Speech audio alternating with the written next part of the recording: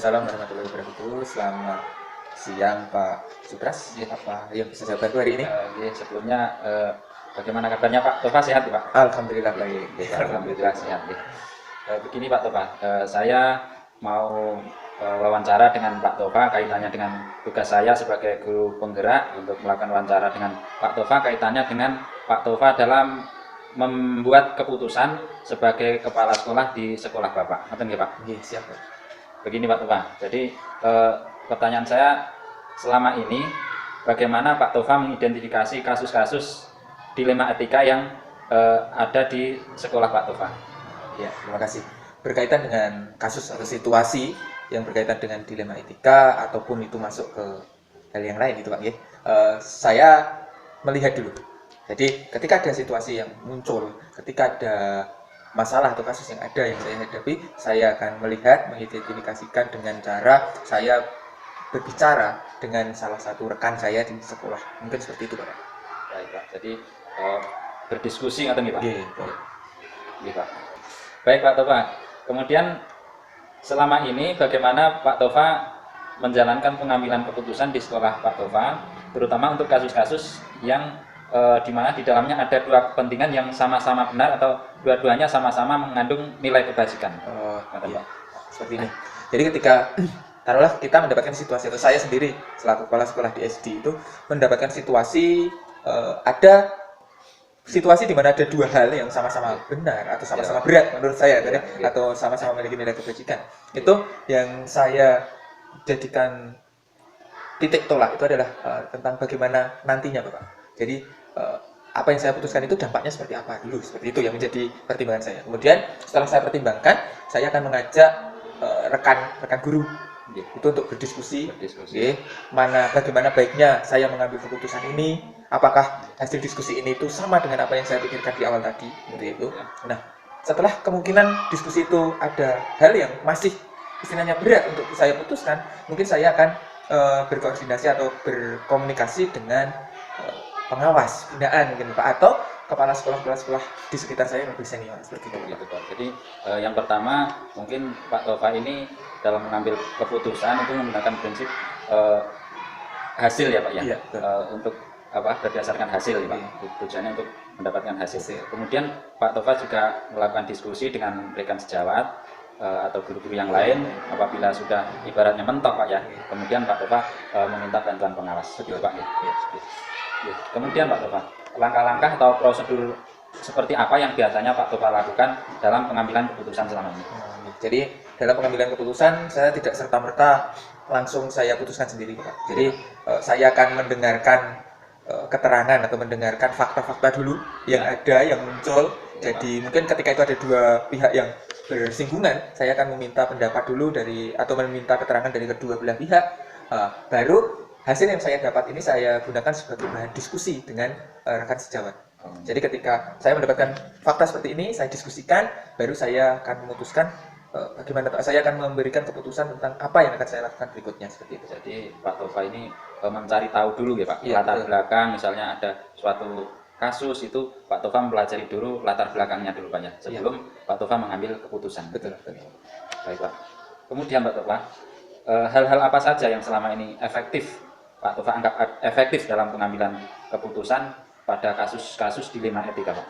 Jadi untuk meningkatkan efektivitas ketika saya memutuskan, saya harus memutuskan sesuatu yang di dalamnya itu mengandung dilema etika, itu seperti yang saya utarakan di depan tadi Pak, saya berfokus pada bagaimana nanti dampak yang akan terjadi.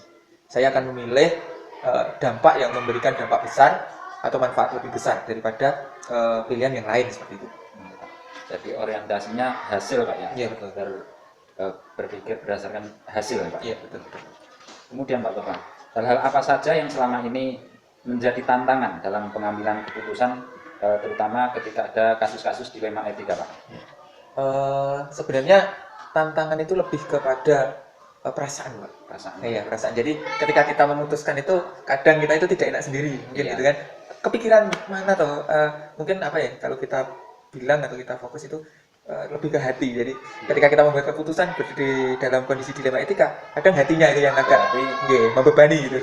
Berarti ada sesuatu yang bertentangan, yaitu antara mungkin perasaan keadilan lawan perasaan itu tadi Pak. Iya, betul. Mungkin di situ antara peraturan mungkin yang ada dengan perasaan yang muncul gitu ya. Antara Mungkin ada pertentangan gitu. Betul, betul. Baik Pak Tofa. Kemudian Pak Tofa, apakah ketika menjumpai suatu kasus atau permasalahan, Pak Tofa ini apa ada jadwal tertentu, membuat jadwal khusus untuk menyelesaikan kasus dilema etika itu Pak? Kalau jadwal khusus sebenarnya tidak. Jadi dalam penyelesaian suatu permasalahan misalkan, terutama yang berkaitan, hampir semua permasalahan, itu saya lebih ke insidental aja Pak. Jadi ketika ada permasalahan, baru saya melakukan tindakan. Jadi tidak ada saya khususkan besok atau tanggal berapa, tidak. Jadi Pak Tofa ini tidak membuat jadwal khusus, tergantung nanti insidental Pak ya. Sesuai dengan apa yang terjadi gitu. Iya Pak. Mungkin juga Pak Tofa ini Pak ya, menyelesaikan kasus itu di tempat kejadian secara langsung.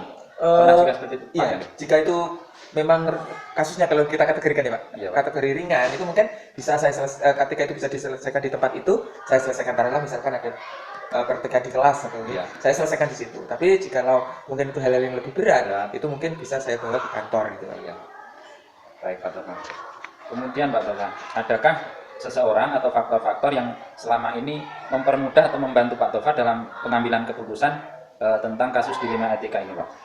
Sejauh ini selama saya bertugas ini Pak, tugas itu, jikalau saya menghadapi suatu permasalahan yang berkaitan dengan dilema etika itu, ada hal yang mempermudah itu salah satunya adalah dengan kolaborasi teman sejawat.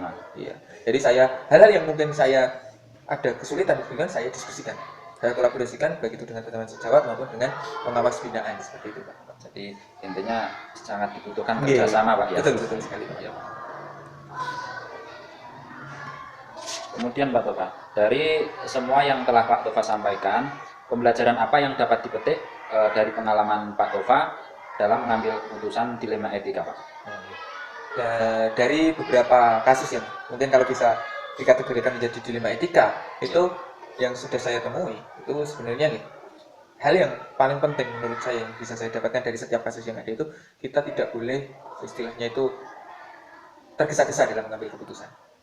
Jadi kita tidak boleh, setelahnya kalau kita bilang semena-mena, kita bisa melihat dari hanya satu sisi, tidak boleh seperti itu Pak. Jadi ketika kita mau mengambil keputusan, kita cari hasil keputusan yang sebaik-baiknya dengan melibatkan kolaborasi dari berbagai pihak.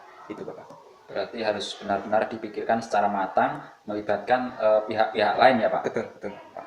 Baik, terima kasih Pak Tofa. Saya rasa untuk wawancara kita kali ini cukup sekian Pak Tofa. Terima kasih atas waktunya. Mudah-mudahan Pak Tofa selalu diberikan kesehatan, kita semua diberikan kesehatan, kita bisa melaksanakan tugas kita masing-masing sebagai guru Pak. Terima kasih sekali lagi Pak Tofa. Assalamualaikum warahmatullahi wabarakatuh. Waalaikumsalam.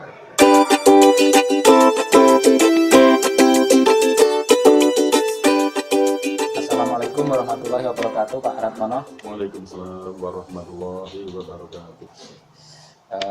Begini Pak Ratmono, pada kesempatan ini saya ingin melakukan wawancara dengan Pak Ratmono sebagai kepala sekolah di SD Negeri 1 Butirsari ini.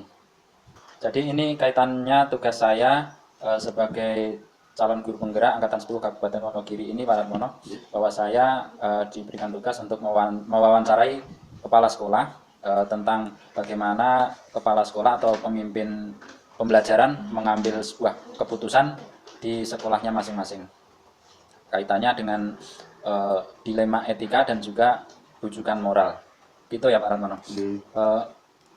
Ada beberapa pertanyaan Pak Ratmono kaitannya wawancara ini. Yang pertama, selama ini bagaimana Pak Ratmono mengidentifikasi kasus-kasus yang merupakan dilema etika atau rujukan moral Pak? Ya, terima kasih. Pertanyaan yang bagus.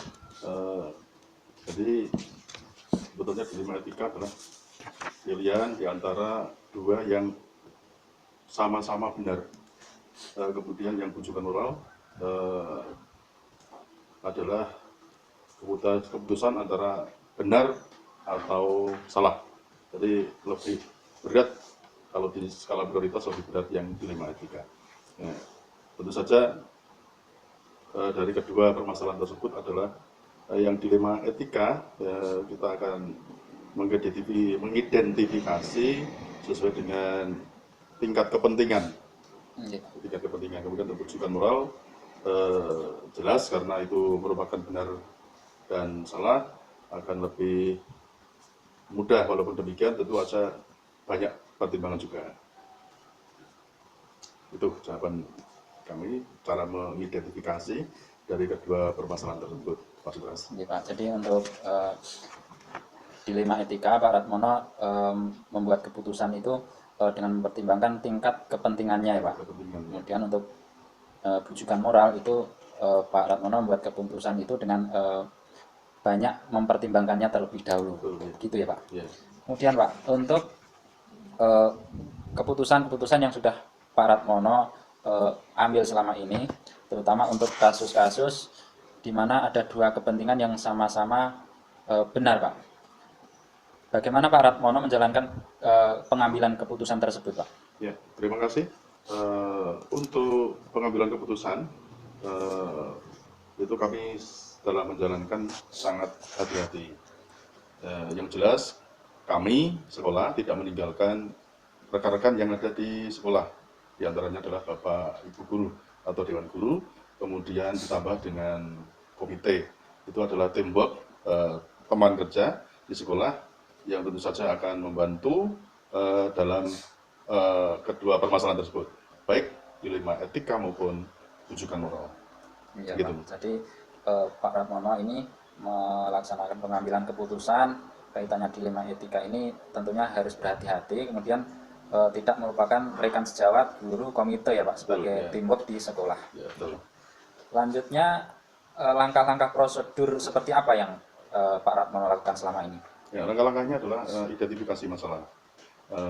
Langkah-langkah identifikasi masalah, sehingga dari identifikasi masalah nanti akan mengerucut kepada skala prioritas.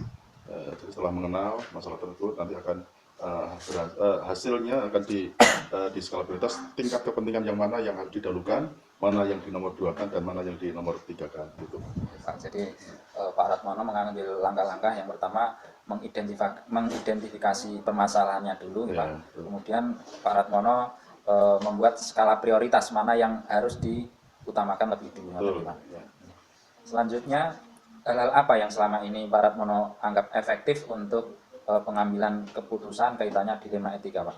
Oke, pengambilan keputusan yang paling efektif adalah kalau menurut hemat saya itu dengan bermusyawarah tadi, dari bermusyawarah dengan teamwork. Jadi jawabannya hanya satu, yaitu dengan bermusyawarah. Insya Allah apapun permasalahannya, dengan tidak meninggalkan mitra kerja, baik itu Dewan Guru maupun komite, insya Allah akan tetap ada solusi.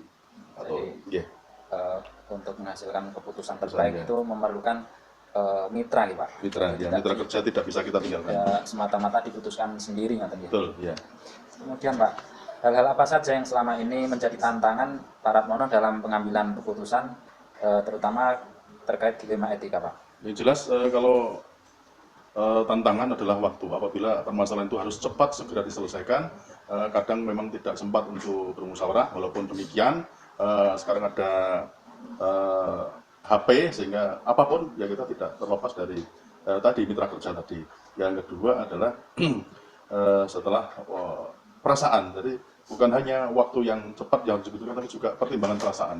Bagaimanapun juga setiap keputusan mesti ada yang senang dan ada yang tidak senang. Walaupun demikian kita bisa mengambil jalan tengah sehingga keputusan itu biar tidak mengecewakan semua pihak dan tidak juga menguntungkan semua pihak. Gitu.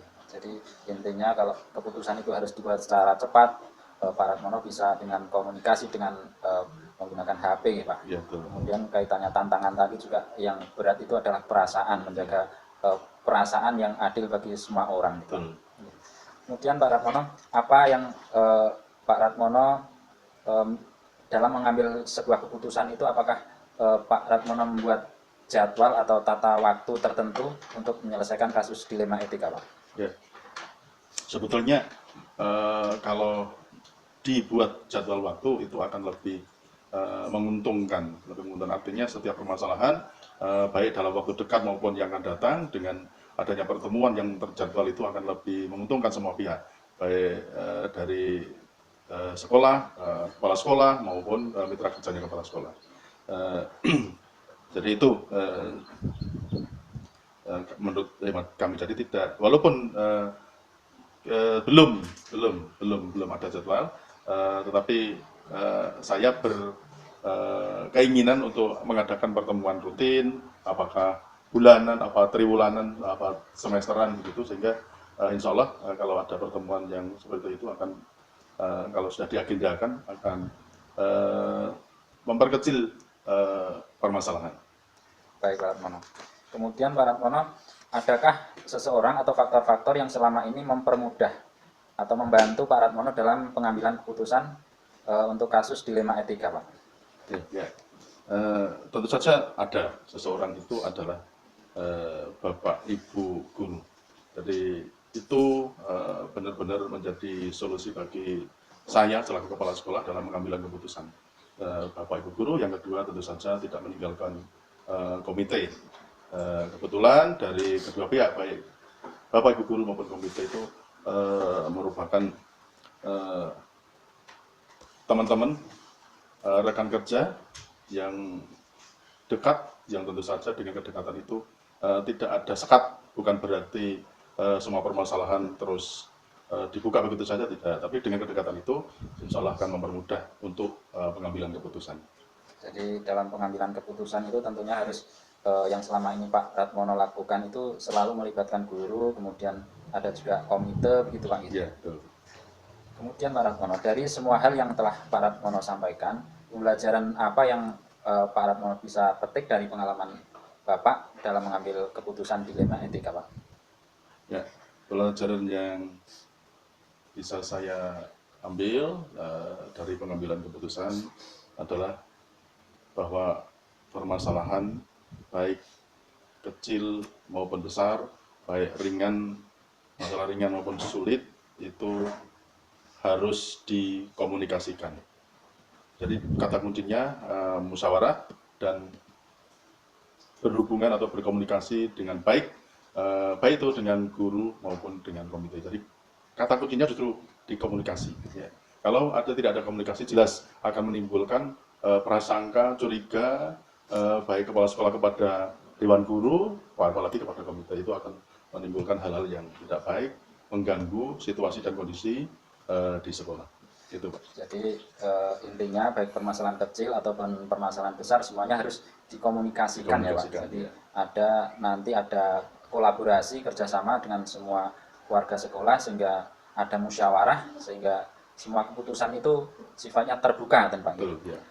Baik Pak Ratmono, saya rasa wawancara kita cukup sekian dalam wawancara kaitannya dengan pengambilan keputusan untuk kasus-kasus yang merupakan dilema etika ataupun rujukan moral.